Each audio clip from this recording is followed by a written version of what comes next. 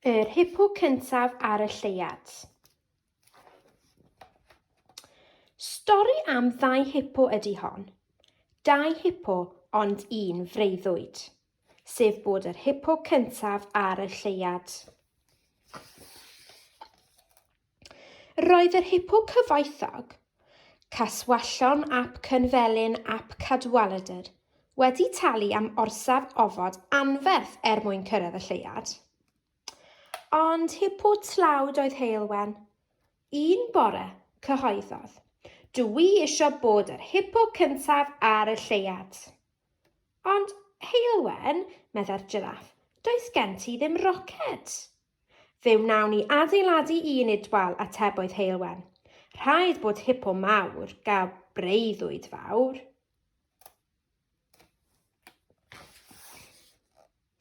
Aeth ffrindiau Lleuad ati i adeiladu'r roced. Chwiliodd Elin yr eliffant am y boncyff coeden mwyaf yn y goedwig.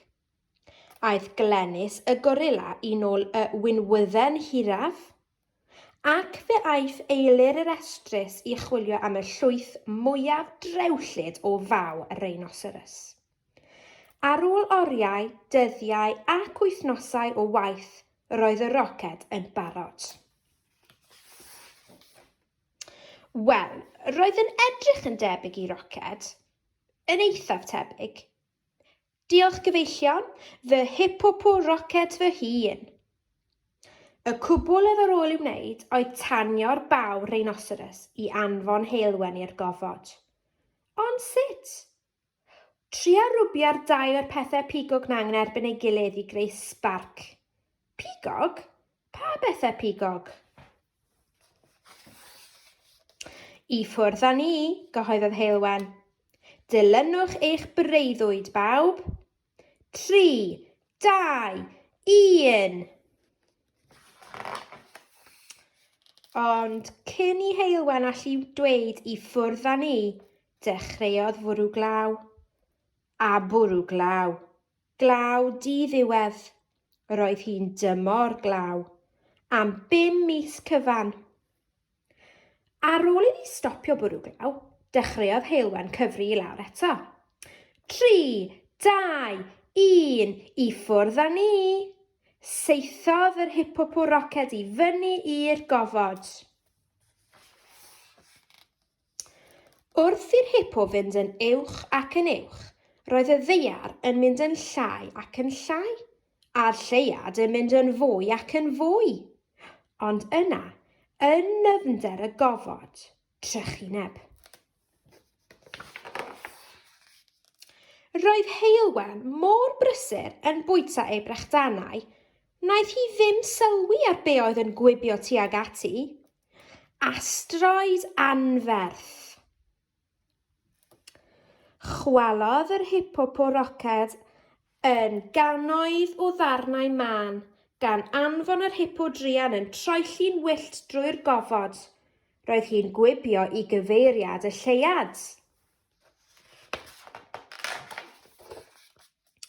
Fedrai Lleuad ddim credu ei llygaid pan glaniodd ar ben hippo arall pan oedd hwnnw'n cymryd ei gam cyntaf, un ar wyneb y Lleuad. Be ar wyneb y ddaear? Sori, y Lleuad? Wyt ti'n ei wneud yma? Ro'n i eisiau bod yr hippo cyntaf ar y Lleuad. Wel, y fi ydy hwnnw. Cofia'r enw. Caswallon ap Cynfelyn ap Cadwaladr, yr hippo cyntaf ar y Lleuad. Pam na allwn ni 2 fod yr hippo cyntaf ar y Lleuad? Na, edrych arna ti. Dy hun mewn difri calon, dwi ti'n fawr o hippo ofodwr. A fa fath o hippo roced ydy honna? Dos adre, a hynny'n reit sydyn. Llusgodd Lleuad ei thraed yn ôl am yr hippo roced a deirgryn yn ei llygaid. Roedd ei breuddwyd fawr yn darnau man. Wrth i'r injan rhuo, rhithrodd Caswallon ar ei hôl. Hei, stopia! Fy hippo roced i ydy honna. Wps, sori. Yn sydyn, Deallodd Lleuad nad oedd ganddi ddim syniad sut oedd yr hippoporoced yn gweithio. Bŵm! Dechreuodd yr hippoporoced losgi wrth wibio drwy'r atmosffer y ddaear. O fewn munudau roedd pen ôl Lleuad mor chwilboeth a'r haul.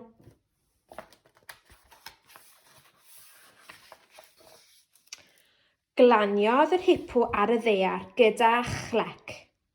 Gorweddai Lleuad yn llonydd ar y llawr a'i phen ôl yn rhostio fel selsig. Lleuad? Deffra! O, dyna drist. Trist ofnadwy cariad. Ond, wnaeth hi ddim deffro. Dyna'r diwrnod tristaf yn hanes y jyngl. Yna, yn sydyn, torrodd sŵn ar draws y distawrwydd. Sŵn gwynt. Gwynt o'r pen ôl. Edrychodd yr anifeiliaid ar ei gilydd mewn penbleth. Oedd Lleuad yn iawn. Un arall, un hirach a mwy swnllyd na'r un gyntaf. Lleuad! Be goblin ydi'r oglen na? Roedd yr hippopop wedi deffro. Lleuad ei hun hyd yn oed. Roedd Lleuad bellach yn enwog ar draws y byd, fel yr hippo cyntaf ar y Lleuad.